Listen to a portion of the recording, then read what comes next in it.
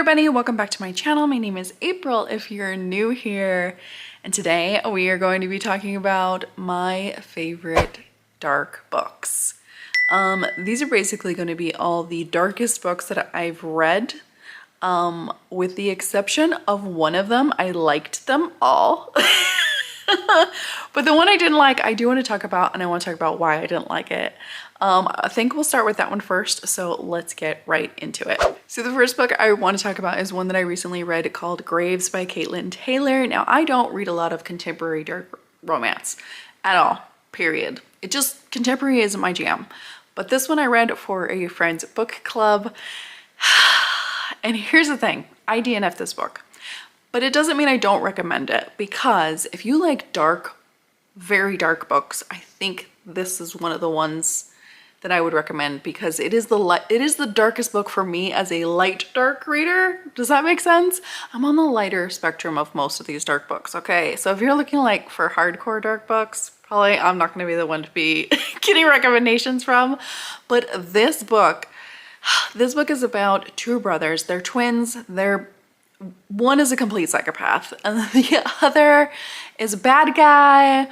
They're both contract killers of certain sorts, and the completely unhinged psychotic brother starts stalking a woman, and then he sees an event happening that a guy's going to attack her. He kills that guy and then gets arrested, basically. So he's in jail, and he tells his other brother to watch out for her, to keep an eye on his angel while he's in jail. And of course, as the other brother does that, he starts to fall in love with her. Things move very quickly for these brothers. And when the other brother gets out of jail, whew, things get messy. Very, very messy. Not only is this book very gruesome and dark and bloody, there's a lot of assault that happens on here. There are several scenes that, for me, where the line is with dark books is that I don't mind the heroes doing anything to anyone else. They can kill them, they can maim them, they could do all kinds of deplorable things to other people. But if they do them to the heroine and then try to call that as love, I don't buy it. I don't buy it. So I personally just have that hang up in myself. When I see things that I consider assault, and then right away you say, oh, he's doing it for reasons, I don't agree with it. Not agree with it. I don't think agree with it is the right word. I just don't believe it. So for that reason alone, that's why I DNF'd this book. However, I do think the brothers as a pair are very, very interesting characters. This book was very well written, and there were a lot of other parts in it that I really enjoyed. I just couldn't back the romance. The romance. I didn't see it as a romance. I saw it as gross. So if he was the villain and only the villain and not the hero, I would have been totally okay with this book. But for that reason alone, this is one of the darkest books I've read. Not only because I feel she wasn't assaulted just once, she was assaulted more than once by the hero, and I can't get on board with it. Sorry, it's just how I roll. Now, moving into books that I thoroughly enjoyed and I do want to fully recommend you guys read. The first one is not a romance. It's called Near the Bone by Christina Henry. The reason why I'm saying this is a dark book, it is actually a thriller book, is you have a girl that was groomed from a very young age by an abductor, and she was groomed to be his wife. And she's in an isolated cabin, and then as they're out for a walk gathering wood, I can't remember what they're doing, they come across these three hikers who are looking for Bigfoot. They're looking for a Bigfoot. They come across this girl, they see she's in trouble, and they want to help her. But then they actually all are followed by an actual monster. So they're all in this woods. It's very dark. The subject matter is dark. And I thoroughly enjoyed this book. Like, I really enjoyed this book. I think it was atmospheric and just, you really are thinking that everyone is going to die in this book. and you're really, really hoping that the heroine doesn't. I mean, even it comes down to her hobbling along in the snow and you just hearing the crunching of the snow as she's doing this while she's barely hanging on to life. I just found it incredibly good. This is one of my favorite thriller books for those reasons. I think there's more than one monster in this book, and that's why I like it. The next book I want to talk about is more fun dark. We like fun dark here, okay? This book is called Cupid Psycho. This is by Beatrix Hollow. This book is about psychopaths, like complete psychopaths, serial killers, also magical beings. You have vampires, you have werewolves, you have a basilisk, and I forget who else. There was one other guy. It's a white cheese book, but one girl is stalking her psychologist and she is watching him in his basement through a window and sees that he is also a serial killer collecting blood, with bodies hanging in his basement. He kind of turns everything around on her, gets her arrested and thrown into this insane asylum along with these other creatures. My favorite character in here is definitely the basilisk. He cannot touch anybody who is alive, otherwise he will kill them. So instead he just has a bunch of bodies in his room and he talks to them like people. He has special moments with them too, because he longs for human touch. Yeah, it's a really fun time. There's a lot of violence that goes on here, including with the psychologist that got her arrested. And it's a romance. It's a very long one, I will say. This book is very long, but the audiobook is really good. And honestly, the story was just really fun. Again, the heroine is kind of on board with everything, so I think that's why it's more palatable for me.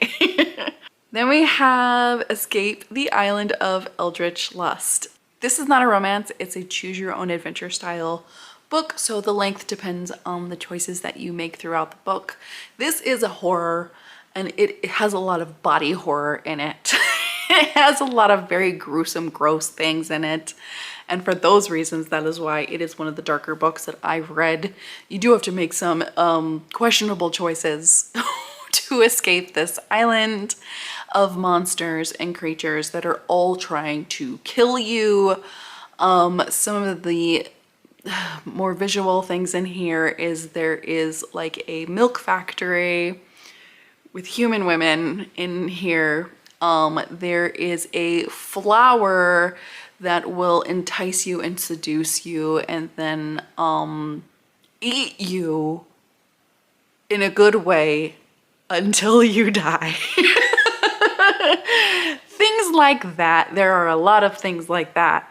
There are other monsters that hunt you, and anyways, this book is like, there's literally so many paths you could choose that bring you to whatever monster you have to either agree or disagree with, and your choice can mean your life. This one was also another very fun dark book. I read it several times, honestly. I went back and made different choices and just to see the different endings of things, and it was so fun. It was really fun. I really liked it. Then we have from one of my favorite authors. I'm picking this book, Ocean of Sin and Starlight. The other book in this series, I think Karina Halle has written a lot of dark books that are more like on the light dark side. They have a lot of dark elements, a lot of gore, a lot of violence, a lot of dark themes in it, but I wouldn't say this is like the darkest book I've ever read. However, this particular one I find very dark because it has religious connotations with it. In here, she is a siren. She is held captive by a priest vampire, and he has to get her blood in order to stay alive, but he's also very attracted to her in a lot of different ways. He nails her to a cross. He nails her to a cross and drains her blood non-consensually. And yeah, there, I mean, she does enjoy the things he does to her. Not obviously not that scene, but like as the book goes along, clearly this is a romance. They enjoy each other's monstrous bits for it. But yeah, it was very dark in the religious aspect because it has a lot of back and forth of faith and what God means and what religion means and things like that. It's hard to describe, honestly, for me. But just know this one is pretty dark, and there is attempted assault in here. Somebody gets their head ripped off in here. Stuff like that. So if you're light dark, this is a darker one. This is on the darker side of the scale for me personally.